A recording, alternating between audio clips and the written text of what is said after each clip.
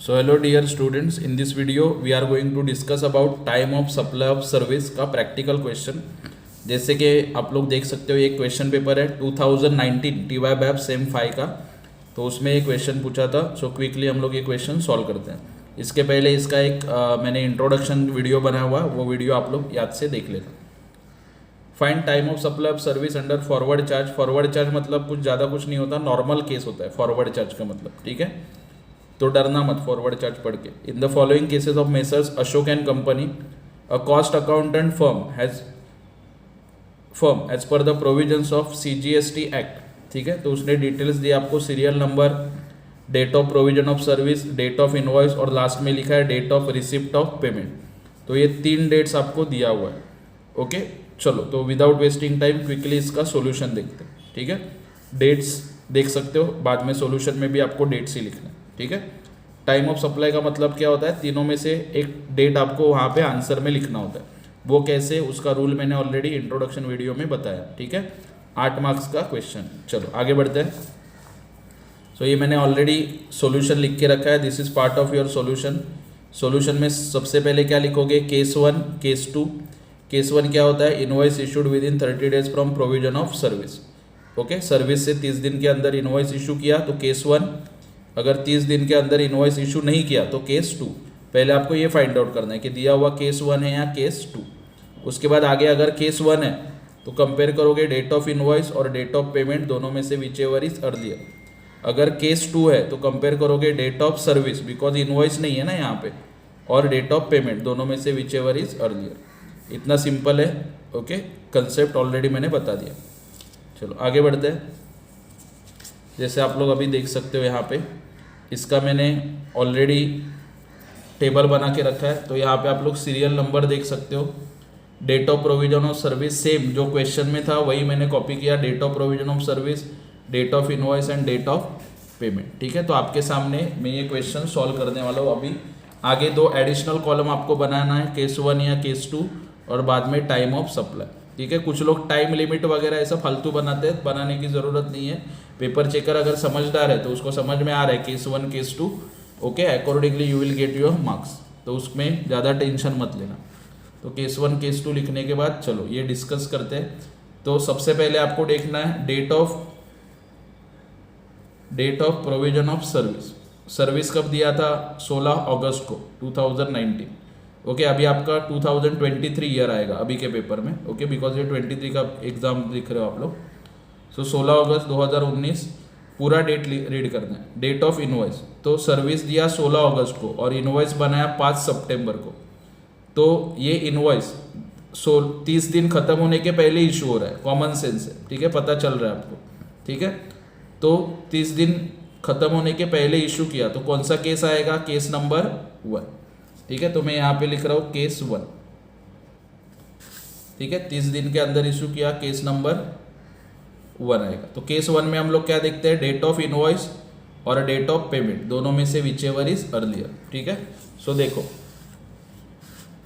Date of invoice क्या है, 5 अक्टूबर। Date of payment क्या है, 21 अक्टूबर। सॉरी, डेट ऑफ इनवॉइस नीचे वाला दिख रहा है। डेट ऑफ इनवॉइस क्या है, 5 सितंबर, और डेट ऑफ पेमेंट क्या है, 6 सितंबर।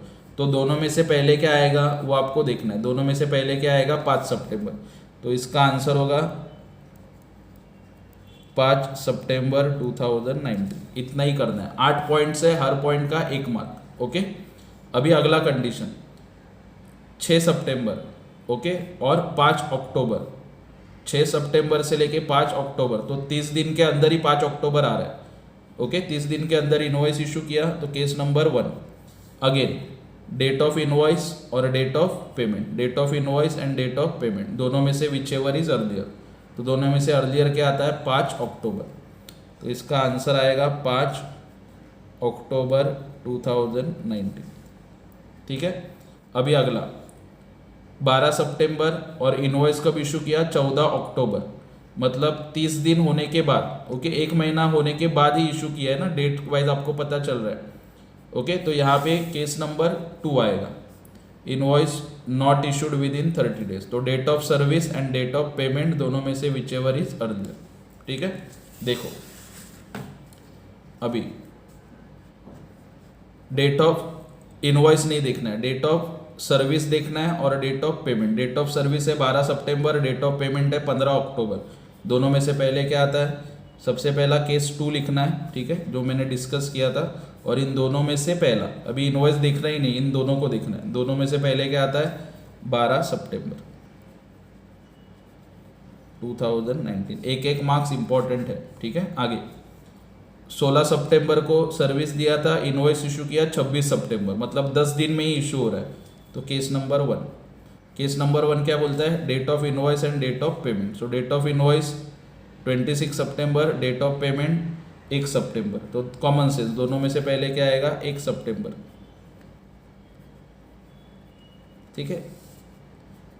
सो ये सॉल्यूशन के बाद खाली ये लाइन ऐसा था एग्जाम में, मैंने ये कर दिया, ठीक है। आप समझ के वो आड़ा लिखो या फिर कुछ भी लिखो, कुछ फर्क नहीं पड़ता।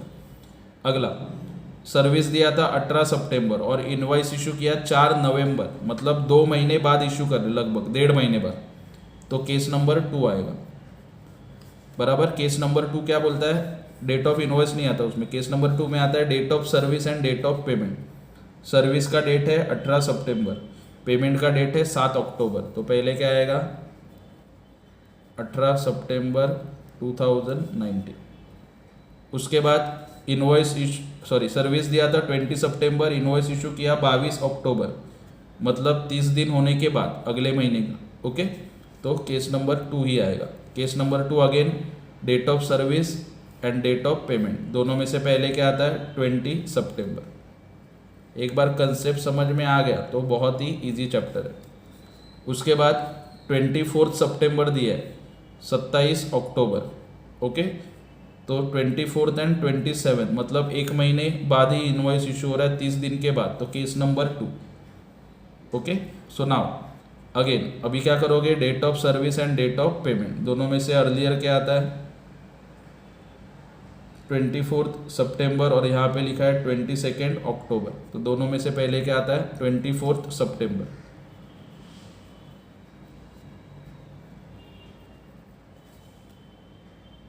ओके। चलो आगे बढ़ते हैं। उसके बाद 26 सितंबर एंड 30 सितंबर, चौथे दिन ही इनवॉइस इशू कर दिया। केस नंबर 1 आएगा, okay. And date of invoice and date of payment, अभी दोनों में से पहले क्या आता है? 5 सितंबर,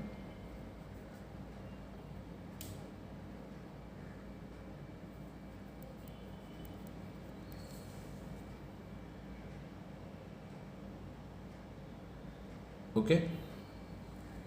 सो दैट्स इट। यहाँ पे आपका ये क्वेश्चन सॉल्व होता है time of supply for services का। डिटेल में मैंने सब बता दिया, केस कौन सा है वो लिखने का और अकॉर्डिंगली टाइम ऑफ सप्लाई लिखना है आपको, ठीक है।